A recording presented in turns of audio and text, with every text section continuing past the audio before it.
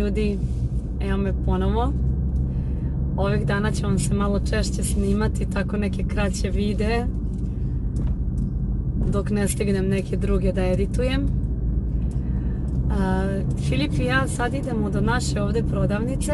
Okrenut ću vam sad, evo da gledate. Molim. Okay. Duva vetar, Filip malo otvorio prozor i drži ruku. Čuješ ptičicu kako se čuje lepo.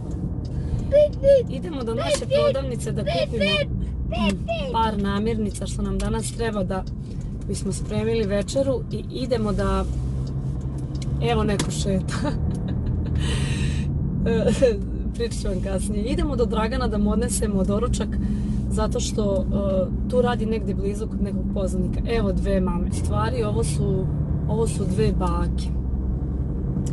I evo ima još, evo još neko šeta. Eto, tako ćete sad vidjeti u jutarnjim časovima bake šetaju svoje unučiće jer roditelji verovatno rade, ne verovatno nego sigurno.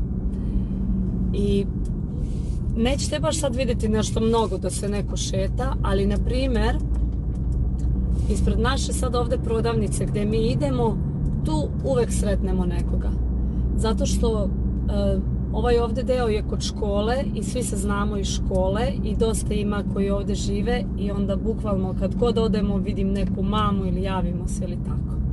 Evo sad ćete vidjeti ovdje auto, gužva i ovo je naša prodavnica. Ovdje ima pošta, ima prodavnica i ima jedan restoran koji pravi odlične pice. Šta sam počela da vam pričam? Ništa, parkiram se, idem u prodavnicu pa nastavljam kasnije. Evo ja ću se, ajde ovdje parkirati. Hoćemo napolje. Ne, ajde, evo otvorit ću prozor pa. Evo nas, nastavljamo snimanje. Dobro. Evo zatvaram, evo idemo kod tate. Ovdje levo nam je ta prodavnica koju mi zovemo Iga. Samo što ne mogu sada snimim. Nisam uspjela sa Filipom. Ovdje desno idemo na masažu. To je bar smo išli pre Srbije, sad opet nismo još ni krenuli ponovo. Ovdje levo je jedan park za decu i sad idemo polako gdje Dragan radi, on živi tu, pa ne znam, možda nekih par minuta, ne znam ni koliko ima iskreno.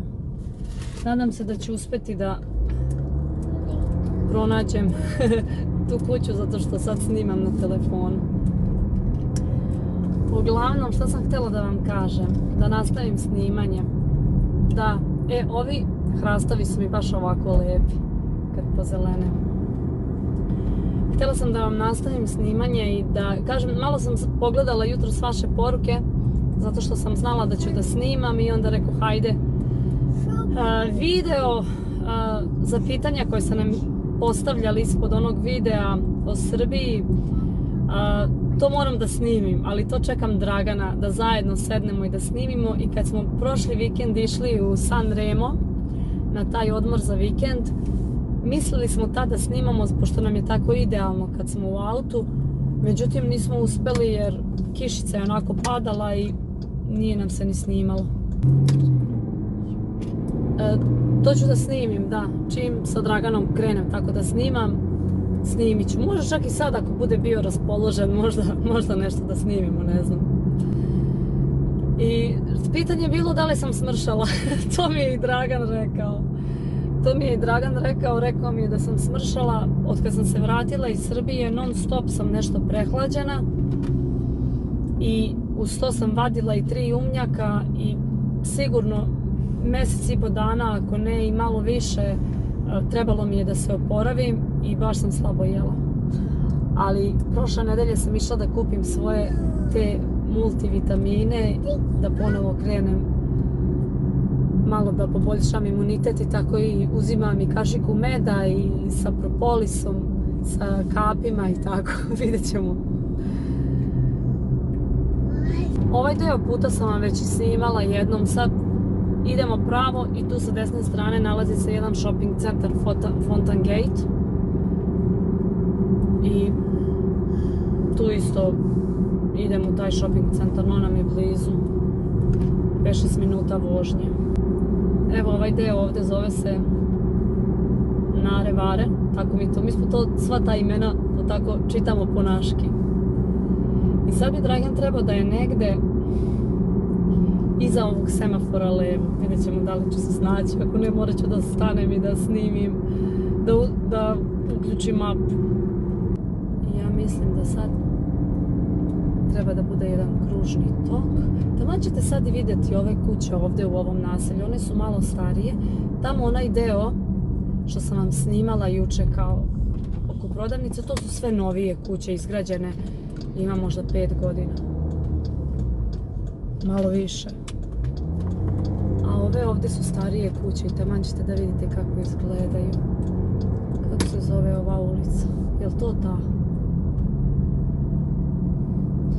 Ja pričam umjesto da gledam.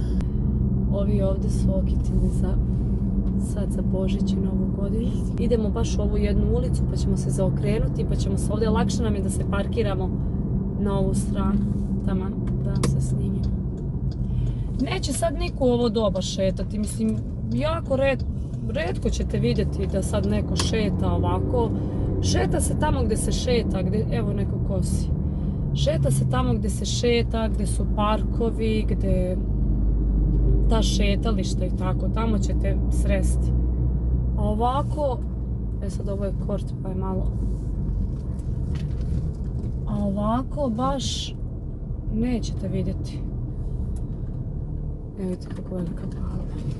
Nećete vidjeti da se neko šeta. I vidjeli smo sad one bake sa unučićima. Tako vidjet ćete eto, možda neku mamu. I to je to, jer ljudi sad rade. Trebalo je juče da vam Dragan snimi. U subotu kad sam ja snimala onaj video kada je padala kiša, tad je baš bilo, nije bilo nikoga, kiša je padala. U nedjelju juče je bilo baš lepo vreme. I kaže Dragan kad je išao juče u prodavnicu da kupi hleb prepo ujutru, kaže ispred Ige, kao puno ljudi. Evo me, hoću da odjavim video, ali u Australiji svako ima jednu svoju muvu. Uglavnom Dragana nećemo snimati pošto je ovo ovdje privatna kuća i pokušat ću sad da vidim da li ćemo uspjeti da možda snimimo video, da vam odgovorimo na pitanja o Srbiji koje ste nam postavljali.